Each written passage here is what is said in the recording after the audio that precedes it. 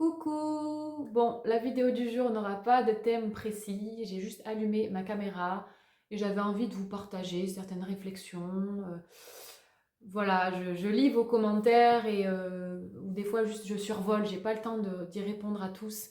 J'essaie toujours d'y répondre, mais malheureusement je manque de temps pour répondre à tout le monde. Mais sachez que je vous lis et je sais que ce que vous vivez est très difficile.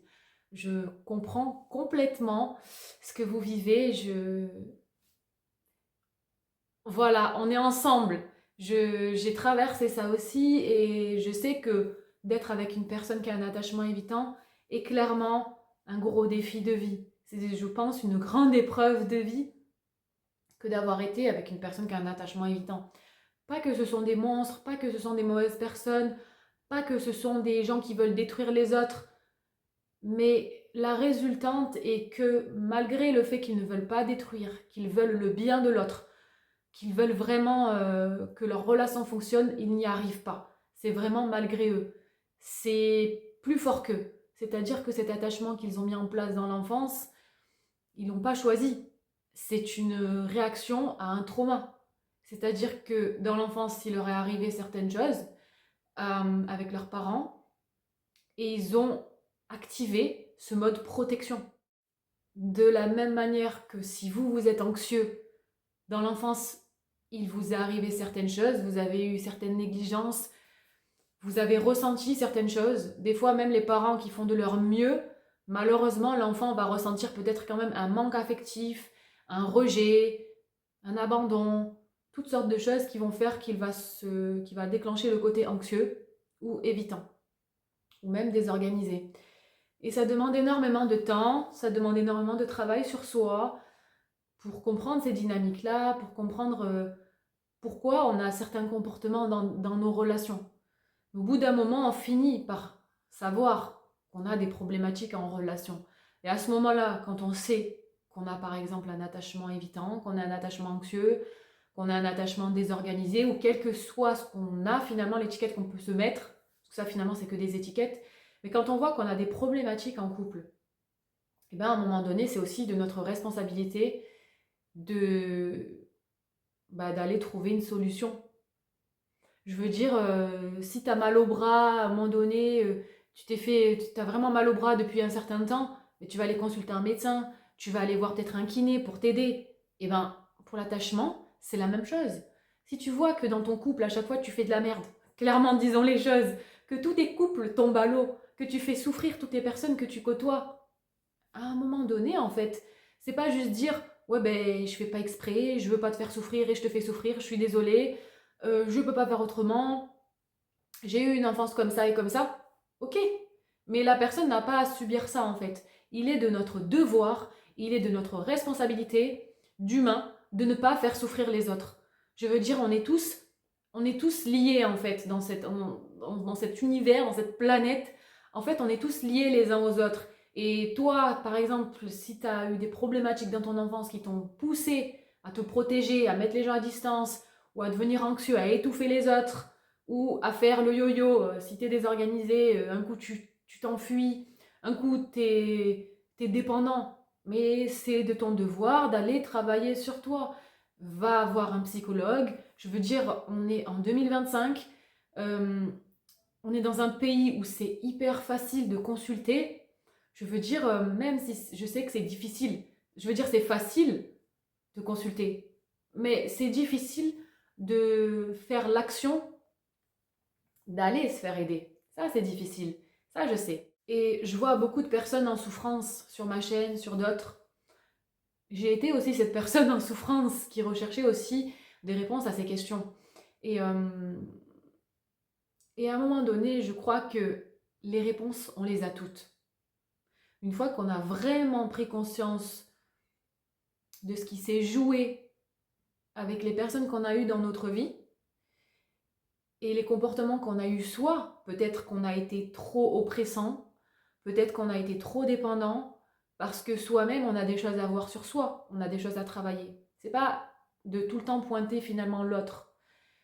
Et après, l'autre personne, effectivement, si elle nous a fait souffrir, qu'elle nous a fait du mal, qu'on a tout dit, qu'on a expliqué ce qu'on voulait, qu'on a clarifié la situation, qu'on n'en peut plus, qu'on souffre depuis 10 000 ans, et ben à un moment donné, c'est juste de se dire, ben je vais tout faire pour juste lâcher prise. Je ne peux pas contrôler l'autre. Ce que je peux contrôler, c'est moi. C'est mes actions à moi. Et encore, même nos actions à nous, des fois, on ne les contrôle pas parce que justement, on est un peu en otage de nos propres fonctionnements, de notre système en fait qui nous fait faire des choses qu'on n'a même pas envie de faire.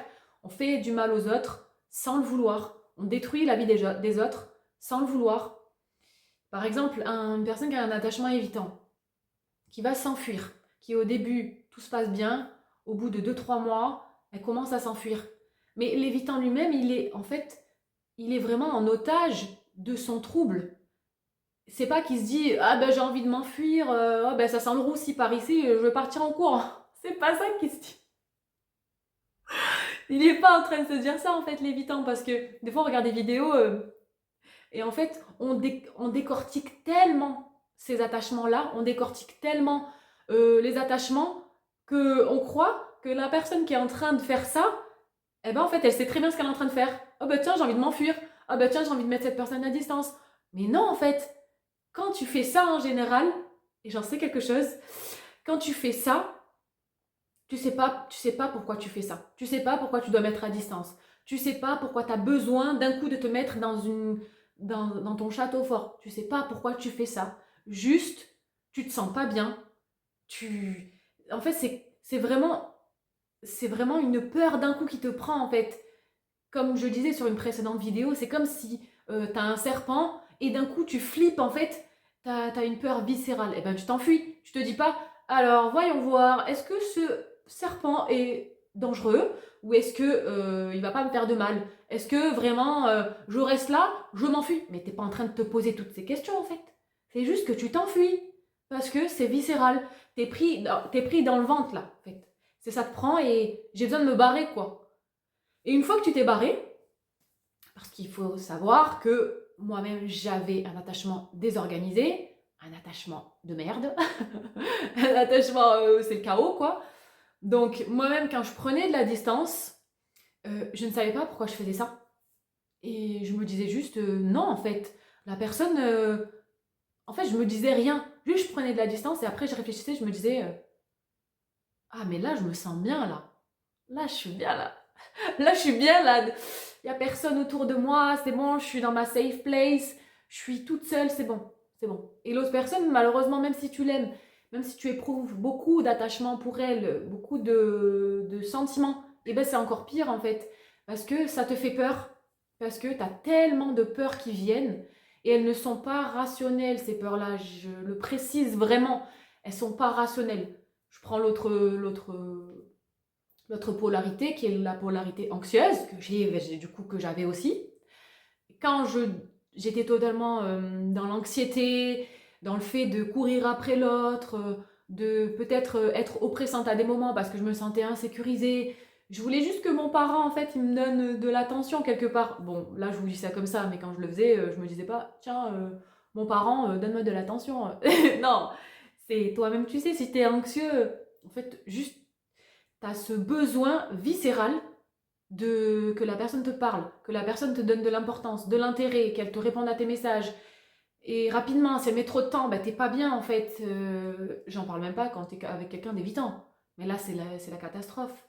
Parce que l'évitant n'a pas la capacité, n'a pas les ressources pour te sécuriser. S'il est assez avancé dans son trouble, il te le dit, je ne peux pas te sécuriser. Je ne suis pas en capacité de te donner ce que tu attends. Bon, ça, souvent, c'est pour se protéger aussi, mais quand il te le dit, ou quand elle te le dit, mais c'est vrai en fait. Elle ne pourra pas te sécuriser.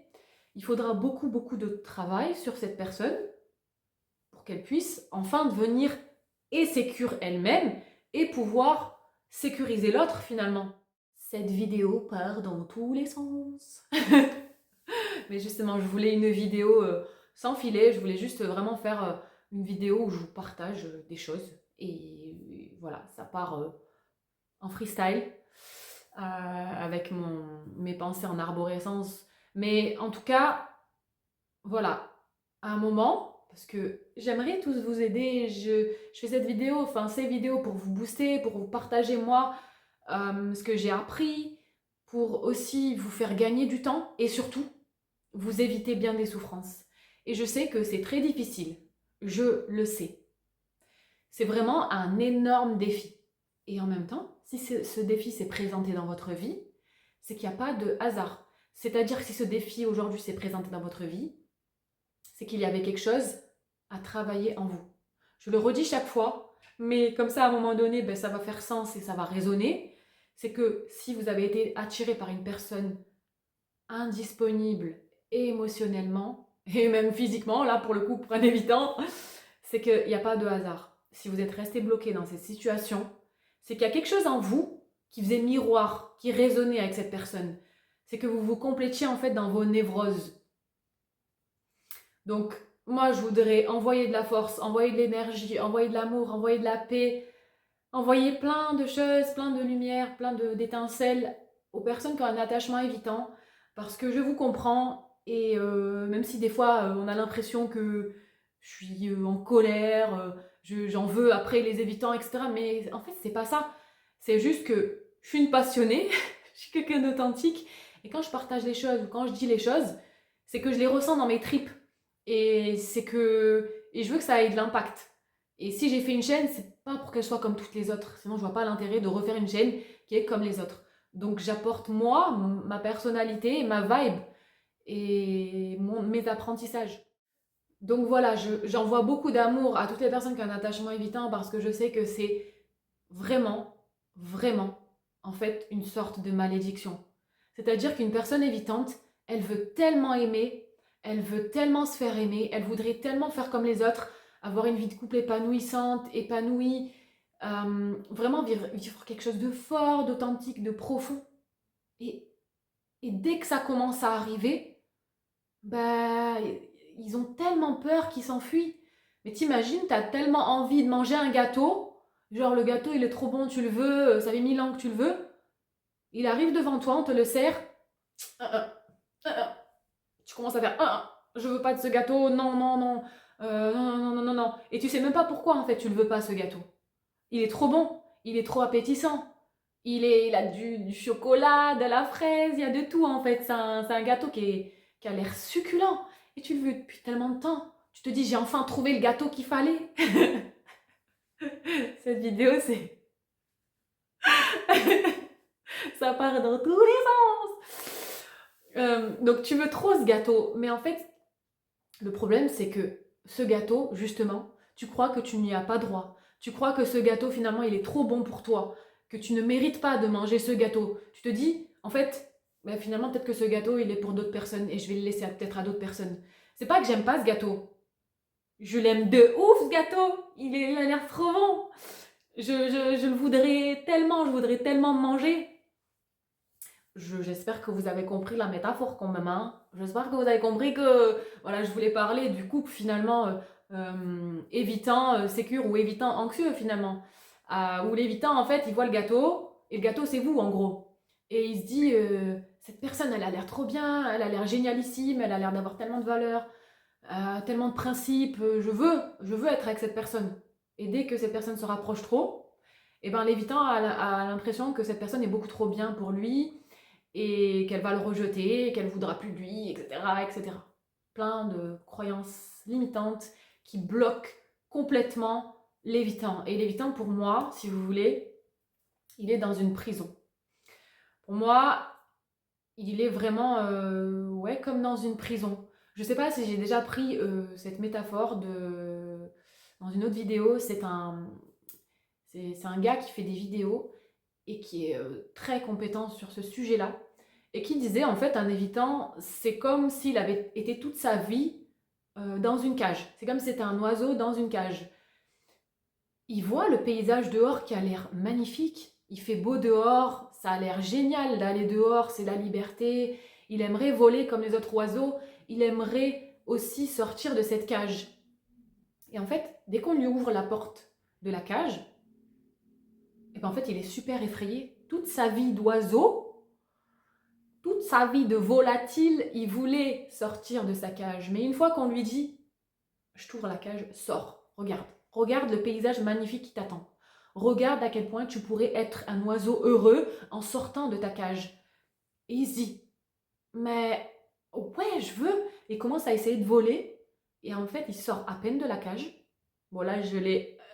Fin d'histoire, c'était pas exactement ça, mais je vous l'ai fait à ma sauce. Et dès qu'il sort un tout petit peu de la cage, et ben en fait, il flippe. Il a tellement peur. Il y a toutes ces peurs qui reviennent. Toutes ces peurs qui ont été complètement installées en lui depuis qu'il est tout petit, depuis qu'il est oisillon. Il y a toutes ces peurs-là. Et du coup, en fait, il re-rentre dans la cage. Pourtant, la cage, elle est ouverte. Et il n'arrive pas à en sortir. Et il voit bien que c'est magnifique dehors. Il aimerait tellement aller dehors. Et en fait, il n'y arrive pas. Et ça, pour moi, c'est un évitant. C'est un évitant qui voudrait tellement vivre une belle relation, qui mérite une belle relation. Sachez, les évitants, que vous méritez une belle relation. Vous n'allez pas vous faire rejeter. Et quand bien même vous vous faites rejeter, mais vous n'allez pas en crever, en fait. Tout le monde se fait rejeter. Tu vas chercher un taf, tu te fais rejeter. Tu te fais rejeter par tout, par des amis, par ta famille, par... En fait, on se fait tout le temps rejeter et ça fait partie de l'expérience de vie et c'est ok en fait de se faire rejeter parce que justement ça nous apprend des choses et ça nous fait grandir et ça nous apprend la résilience, ça nous apprend plein de choses. Donc, ok, c'est plus fort que toi, mais prends le risque en fait. Prends le risque d'être heureux. Prends le risque d'être heureux. Si tu n'essaies pas, tu ne sauras jamais. Et quand tes peurs, elles arrivent, eh ben, essaie de les calmer, même si tout seul, je sais que c'est très difficile, mais quand tu te feras aider, tu arriveras à les calmer, ces peurs-là. Et tu arriveras à te dire, ok, qu'est-ce que je ressens actuellement? J'ai peur, je ne sais pas ce qui se passe, j'ai juste envie de fuir. Ok, ben quand j'ai envie de fuir, peut-être que je vais dire à la personne en face, là, je me sens pas bien tout de suite, je vais prendre quelques temps pour moi, et ne t'inquiète pas, je reviendrai. Juste ça, en fait. Juste dis ça. Et tu peux aller dans ta grotte, tu peux rester un certain temps, et c'est ok. Après, tu ressors, et voilà. Et petit à petit, en fait, tu vas cheminer et tu vas avancer. Voilà. Ensuite, pour les personnes qui sont anxieuses, les personnes, les partenaires, s'il vous plaît, par pitié, je vous parle aujourd'hui de manière solennelle dans cette vidéo. S'il vous plaît, vous méritez autre chose. Je ne vais pas dire vous méritez mieux, même si c'est le cas, mais parce que ça voudrait dire que je dénigre les évitants. Mais je ne les dénigre pas en disant vous méritez autre chose, ou mieux. Dans le sens où l'évitant, il a du travail à faire sur lui.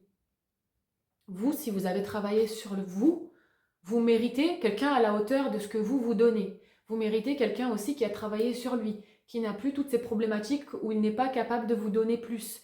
Parce que vous vous faites tellement souffrir. Et je sais que c'est difficile d'arrêter tout ça.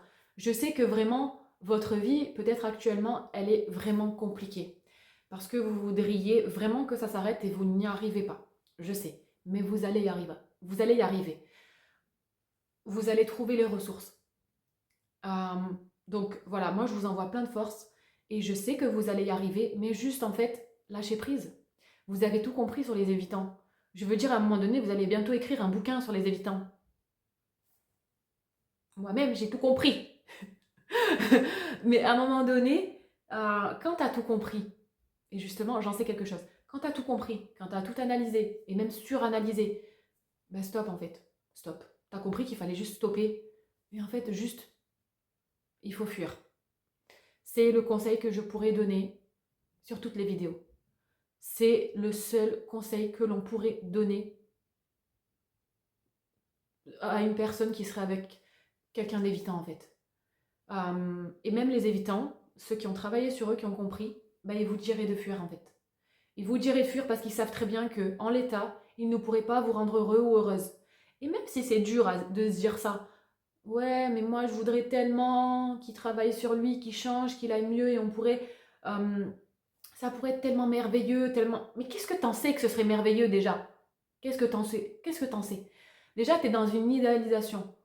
Déjà, t'es dans le côté où tu t'imagines quelque chose. Ça se trouve, ça va même pas ça existerait même pas, ça. Qu'est-ce que t'en sais que ce serait magique? Oui, t'as aperçu des belles choses. Mais qu'est-ce que t'en sais en fait que ton couple il serait si bien? Et en fait, l'être humain, il est toujours attiré par ce qu'il n'a pas. Et la personne, vu qu'elle est indisponible, c'est pour ça aussi que tu es autant en obsession sur cette personne. Le jour où cette personne peut-être va devenir totalement disponible, et ben peut-être que tu vas te dire, ouais, en fait, ça matche pas si bien que ça tous les deux en fait.